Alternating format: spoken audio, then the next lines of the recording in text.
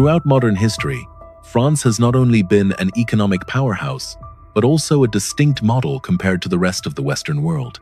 However, in just over a decade, France is gradually losing the core advantages that have sustained it for centuries. The government showed signs of wavering, borrowing costs skyrocketed, and for the first time in history, total public debt exceeded $4 trillion, higher than the size of the national economy. The remarkable thing is, the current problems don't stem from hasty mistakes, but largely from choices that were once very reasonable in the past. More and more French people are realizing that working full-time is no longer enough to live on. Not enough to buy a house, not enough to raise a child, not enough to plan for the future. And when a society reaches the point where those who do everything right, study, work, pay taxes, still cannot build a stable life, the problem is no longer economic. That is the dangerous point in history. It's possible that many European countries are also on the same path. France is simply where the countdown clock starts ticking louder. First of all, there's one thing I need to make clear before we go any further. France is not a failed state. It is still the second largest economy in the European Union. The high-speed train is still running on time. The hospital is still accepting patients. The school is still open every morning. Everything still looks very right. A French friend living in the suburbs of Paris told me, life still looks very normal. And that's what worries me, because history shows the most dangerous societies are not those that collapse, but those that still function just enough that no one dares to name the problem. France today is like an old building in the center of Paris. The facade is still beautiful, the lights are still on, but the walls inside have begun to crack. No noise, no dust flying. It's just another crack every year, and those cracks are most evident when we look at very small but fatal numbers. In Paris, to rent a T3 apartment, which is considered the standard for middle-class families, you need a monthly household income of 7,200 euros. If you want to buy it, the number is 9,600 euros. Sounds abstract? Let's switch to a more familiar image. That's an income equivalent to that of a mid-level manager in many European countries, while the real median salary in Paris is only about 2,640 euros. A young couple I met in a small bar near Bastille said bluntly, "We are not poor. We just aren't rich enough to survive in this city." That distance isn't a bank collapse type crisis. It's a silent despair, the kind that makes people postpone having children, leave the city, or worse, stop believing that trying is worthwhile. And this is the most ironic part of the system. France did not collapse due to a lack of welfare. France is beginning to crack because the welfare system was built for an era when working people could still afford to buy a house. When people who do everything right, study, work, pay taxes, still can't build stable lives, the question is no longer about how many percentage points the economy is growing, but rather, who is this system ultimately working for? And when housing, the physical foundation of every society, begins to falter, what's coming won't just be a story about Paris. In the next part, we will take a direct look at the first point of explosion, the housing market, where all discontent began to crystallize. If you find these things more familiar than you'd like to admit, stay. And if you haven't subscribed to the channel yet, this is the perfect time to do so because this story doesn't end in France. If you want to know where a society begins to crack, don't look at GDP. Let's look at housing, because before people get angry, they often lose their composure. And in France today, housing no longer seems to be a place to live. There's no shortage of houses, but the people who stayed didn't have homes. According to official figures, about 20% of apartments in Paris are vacant. Imagine this: 1 out of every 5 houses has its lights off every night. It's not because no one needs it, but because they are kept like safes, not roofs. An IT employee in their 30 seconds living in District 11 told me, "I go to work every day, and my income is stable. But every evening when I go home, I see a series of dark apartments. I don't understand why this city doesn't have a place for me." About 40% of housing in Paris is owned by people who own 5 or more properties. a group the French sarcastically call maxi-propriétaires. They control nearly 60% of the rental market. Housing, once the foundation of urban life, has become a long-term speculative asset. No need to rent, no need to sell, just wait for the price to go up. Here's a very apt satire. Paris isn't short on houses. Paris only lacks people who are allowed to live there. The problem is, housing doesn't stand alone. It sets off a whole chain of social dominoes. No house, don't dare to get married. No family, no children. No children, no one will support the welfare system for the next 20-30 years. A young couple I met in Lyon shared, "We don't object to having children. We're just not stupid enough to have children while still living in a cramped 45 square meter rental." And here's a thought-provoking statistic. House prices in France increased by nearly 90% in 20 years, while incomes only rose by about 13%. Let's switch to a more familiar image. It's like climbing an escalator, but the stairs are going down. You take a step forward, and the system pulls you back 2 steps. The remarkable thing is, no one is calling this a comprehensive crisis. It's broken down into housing crisis, childbirth crisis, crisis of confidence, welfare crisis. But in reality, it's a single issue. It's just that no one has dared to name it yet. A housing crisis isn't just about apartments. It's about whether a society can still regenerate itself. And here's the question I want to leave you with.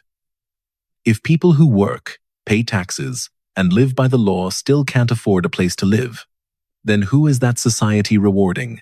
In the next part, we will delve deeper into taxpayer anger, where all dissatisfaction begins to shift from silence to confrontation. If you find this story more familiar than you'd like, stay. And if you haven't subscribed to the channel yet, this is probably the right time, because what's coming next will touch even closer to your own life. If housing was the first flashpoint, then taxes were where the fire began to spread. Because when people can't afford to buy a house, they can still endure. But as taxes increased and returns decreased, patience began to wear thin. France is among the highest taxed countries in the OECD. For many middle-class workers, nearly half of their income disappears before the money even hits their accounts. And what's in return? A man in his 50s who works as an accountant in the suburbs of Paris told me while waiting for coffee, "I don't mind paying taxes. I object to not knowing what my money is supporting. The school is overcrowded. The hospital lacks beds and nurses. The wait time for an examination is as long as the waiting list for renting a house. Administrative paperwork is so slow that the French had to invent a word just for it. La paperasse." Imagine this. You pay for a business class ticket, but you're served as if you're in economy, and you're expected to be grateful for it. People don't hate welfare. They hate the feeling of being tricked into a contract they never signed. The remarkable thing is, this dissatisfaction is not noisy. It doesn't appear in the speeches. It appears in bars, in living rooms, in phrases like, "Something's not right, but I can't put my finger on it." And that's what's dangerous. Whenever this story is brought up, there will always be 2 sides arguing. One side says, "The state is too big." The other side replied, "Without a state, society collapses." But the reality in France shows, this is not a matter of size. This is a matter of efficiency and trust. The state can be large. The state can be small. But when taxes increase and the results are disproportionate, legitimacy begins to evaporate. There's a bitter but true saying. It's easy to be generous when you're spending someone else's money. The problem is, at some point, others will start asking. And when trust falls below a certain threshold, everything else falters along with it. Acceptance of reforms, patience in the face of difficulty, willingness to sacrifice for the future. When taxes rise but trust declines, what disintegrates is not the budget but social consensus. The question isn't, should France tax heavily or not, but rather, how many people still believe this system is working for them? And when that trust disappears, the opposition won't stop at the tax bill. In the next part, we will touch upon the most sensitive point of this story, the generation conflict, where young people feel they are paying for a system that no longer has a place for them.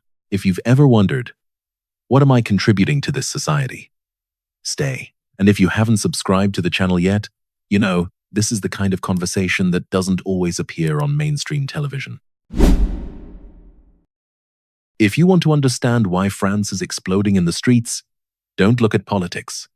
Look at the pay stubs and birth certificates. The French welfare system was built in a very different era, when there are many working people and few retirees. Buying a house is the first step into adulthood, not a luxurious destination. Today, the tables have turned. France spends about 14% of its GDP on pensions, higher than most European countries. Imagine this. In an economic pie, 1 out of every 7 slices is for retirement. The problem isn't that the elderly are benefiting. The problem is who's paying the bills. A software engineer in his 30s in Toulouse stated bluntly, "I'm paying for a system that I'm not sure I'll benefit from." Young people today can't afford a house, delay having children, not accumulating. But we still have to contribute to maintain the commitments signed several decades ago. The social contract is reversed, not on paper, but in daily perception. In the small bar near Gare de Lyon, a middle-aged man smiled sadly. "My generation has pensions. My child has hope. And hope doesn't pay the bills." Why did the protests erupt violently? When the government proposed raising the retirement age from 62 to 64, the whole of France was shaken. 3 million people took to the streets in one day. The trains stopped running. Trash piled up on the streets of Paris. From the outside, the question sounds very reasonable. It's only 2 more years, right? But that's how people who don't pay the bills ask questions. A logistics worker participating in the protest said, "Not 2 years, but it's the feeling that we're always the ones who have to sacrifice." This isn't a sudden outburst of anger. This is the result of years of accumulation. Housing is increasingly out of reach. Higher taxes, public services are worse. And finally, the message. Work a little harder. There's a saying that's very true in protests. The bill always goes to the same people. The invoices are always sent to the same group. A society can coexist with inequality, but it can't live with a sense of injustice. And here's the biggest irony. The protesters aren't demanding the overthrow of the system. They just want the system to remember that they exist. The question isn't, should the retirement age be raised? But rather, why do all adjustments always start from the same side? If you're young, do you see yourself in this story? If you're older, do you think the system is leaving anything for your children? In the next part, we will expand the frame beyond France. Because the scariest thing is, so many European countries are on the same path. If you feel these questions are worth further thought, please stay. And if you haven't subscribed to the channel yet, consider it a way to continue this conversation, quietly but directly. Something interesting is happening under videos about France. Very few people argue. A lot of people just wrote a few words. Same in Canada, same in London, same every place. That's not empathy, that's identification. A man in Manchester commented, "Watching this feels like watching our future." On fast forward. And that's what's concerning. France is no exception. France is an early demo of the West. Look around this continent. In London, the average rent has exceeded 40% of a working person's income. In Lisbon, according to Deutsche Bank data, at one point rent was equivalent to over 100% of the average salary, meaning working a whole month wouldn't be enough to pay for housing. In Berlin, a city once known for being cheap and free, rents have doubled in just over a decade.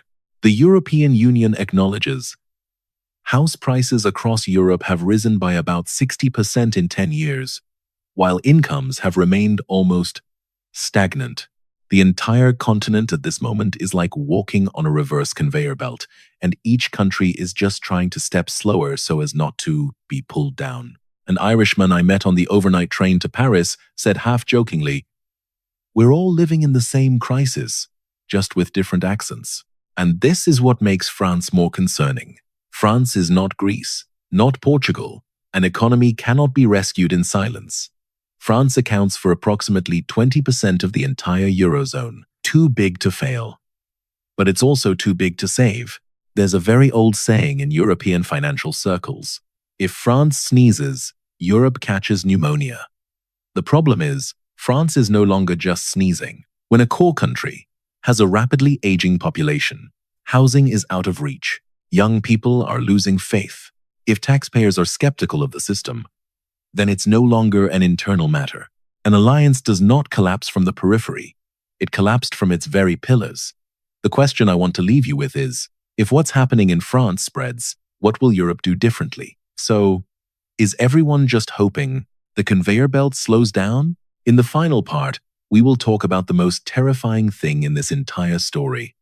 Not the economic crisis, but the loss of faith in the future. If you find yourself in these questions, stay. And if you haven't subscribed to the channel yet, consider it a way to continue this conversation now that the mainstream media has started to avoid it. There's a common misunderstanding when talking about France right now, that this is an economic crisis. There's a budget crisis, or simply the government hasn't done a good job. But the people who live there tell me something different. We are not afraid of becoming poorer.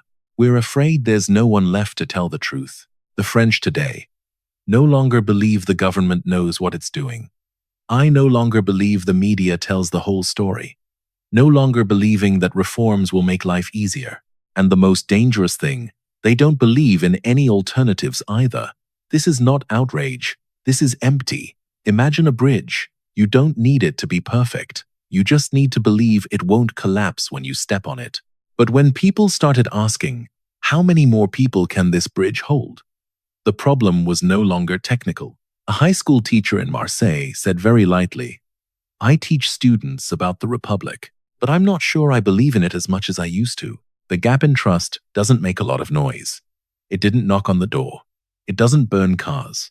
It only makes people withdraw. Withdraw from politics. Withdraw from society. Withdraw from the common future. And democracy doesn't fall because it's attacked. It collapsed because no one wanted to protect it anymore. Now, let's go back to something very simple. Most of the dissatisfied people in France are not rebels.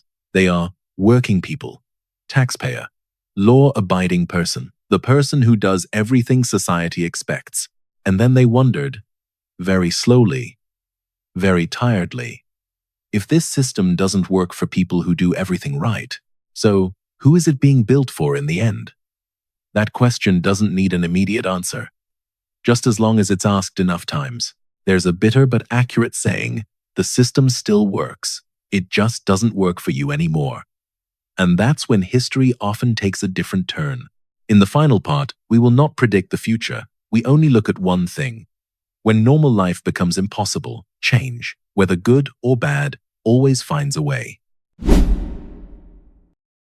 France may not have collapsed yet. There is no chaos. There is no default.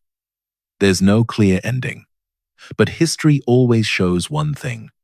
When normal life becomes impossible, something is bound to give way. It could be policy. It could be the government. It could also be the entire social contract that we once took for granted. This video is not intended to conclude right or wrong. It's also not saying where France or Europe will go. It only raises a question that more and more people are silently asking themselves. If this system isn't working for those who do everything right, then who is it working for? I'd really like to hear your thoughts. Does what's happening in France seem familiar to where you live? Or do you think things are being exaggerated? Please leave your comments below. This conversation deserves to continue, calmly and frankly. If you find this type of analysis necessary in an increasingly noisy world, you can subscribe to the channel to stay updated. No big promises, just difficult but necessary conversations. And finally, a small note. The content in the video reflects an analytical perspective and is not intended to personally attack or call for political action. Think of this as an invitation to reflect. Thank you for staying until the end. See you in the next videos.